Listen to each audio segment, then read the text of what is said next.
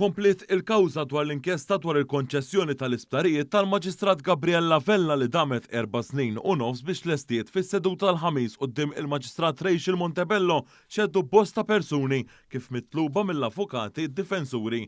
Fost ix-xhieda kien hemm Emanuel Baldacchino li għamel xogħol ta' kostruzzjoni fil-laboratorji tal-Life Sciences Park. L-avukat tad-difiża Arthur Azzopardi talab lill-qorti biex isir aċċess fis-sit tal-Life Sciences Park hekk kif l-inkjesta tal-Maġistrat Gabriella Vella qalet li l-proġett tas-cyclotron ma jeżistix. Il-qorti ċaħdet din it-talba.